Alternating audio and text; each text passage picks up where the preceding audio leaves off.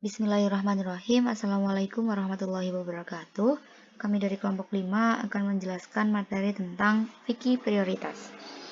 Sebelumnya saya perkenalkan dulu anggota dari kelompok kami, yaitu yang pertama ada saya, Rizka Ma'rifatul Hasanah dengan NIM 200605110032. Kemudian ada teman saya yaitu Vera Artanti dengan NIM 2006011039.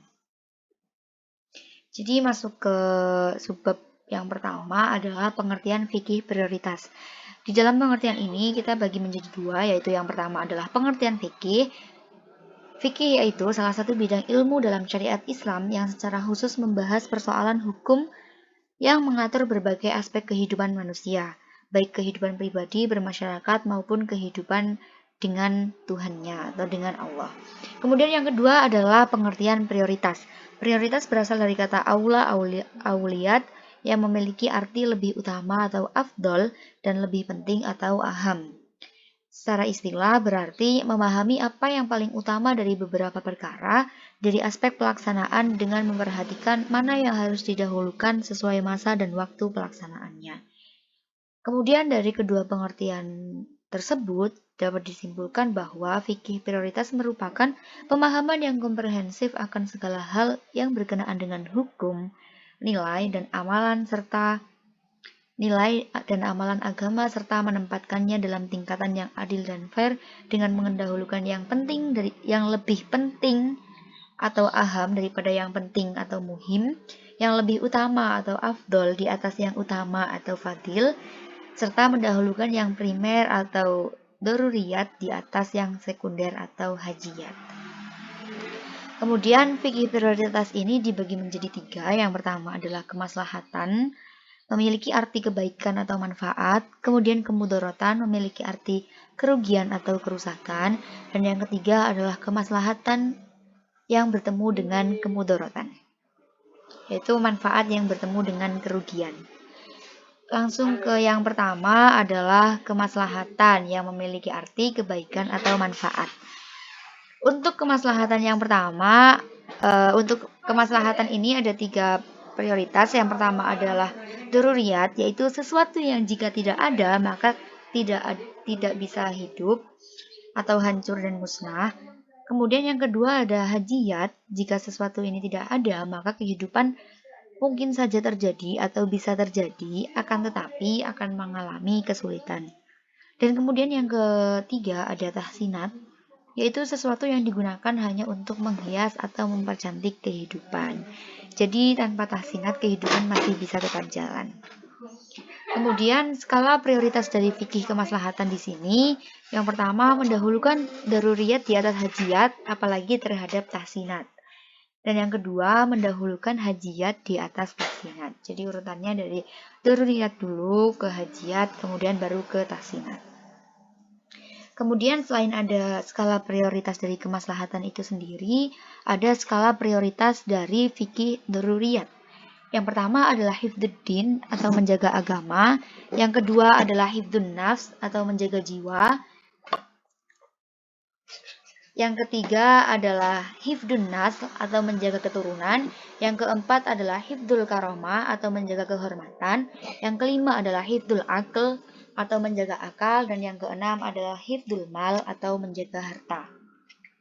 Kemudian ini ada contoh kemaslahatan. Yang pertama adalah antara daruriyat, hajiyat, dan tahsinat. Contohnya, sholat merupakan perkara yang daruriyah. Kebolehan menjamak dan mengqashar bagi seseorang yang sedang dalam perjalanan adalah hal yang hajiyat, sedangkan ketidaktahuan arah kiblat tidak boleh menghalangi pelaksanaan sholat. Jadi bagaimanapun kita wajib melaksanakan sholat. Kemudian contoh yang kedua adalah daruriyat dengan daruriyat. Contohnya di sini jihad untuk memelihara agama harus didahulukan walaupun harus mengorbankan jiwa.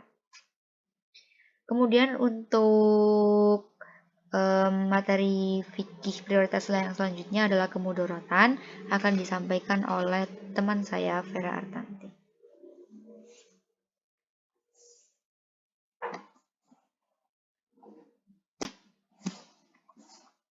Materi yang selanjutnya yaitu kemudorotan atau kerugian atau kerusakan. Nah, di sini kemudorotan yang memang diizinkan oleh syariat seperti praktek hudud, hukum kisos, dan hukuman takzir dari ulil amri. Secara zorir, semua ini adalah bentuk mudorot, tetapi hakikatnya mendatangkan maslahat. Selanjutnya, yaitu kemudorotan yang menimpa banyak orang dan susah dihindari seperti asap kendaraan yang bunyi klakson di jalan raya.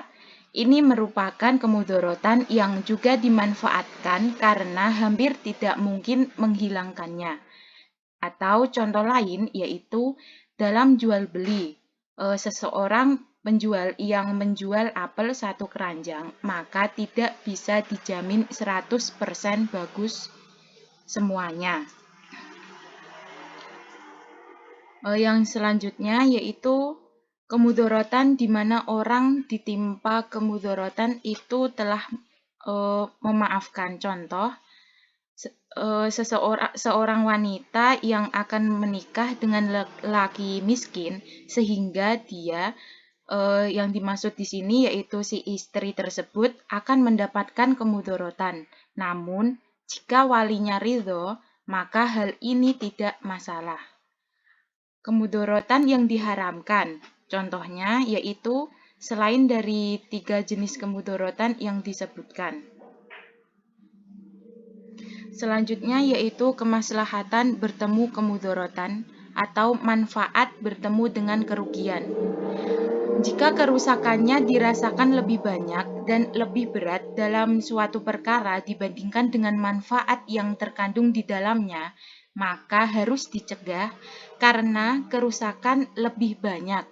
Contohnya yaitu jual beli hammer atau minuman keras, minuman yang beralkohol, babi, dan lainnya. Meskipun ada maslahat dari sisi ekonomi atau peroleh profit atau keuntungan, sebaiknya apabila dalam suatu perkara terdapat manfaat yang lebih besar, maka perkara itu boleh dilakukan, sedangkan kerusakan kecil yang ada padanya dapat diabaikan. Mungkin cukup sekian yang dapat kami sampaikan, kurang lebihnya mohon maaf. Wassalamualaikum warahmatullahi wabarakatuh. Kurang nggak?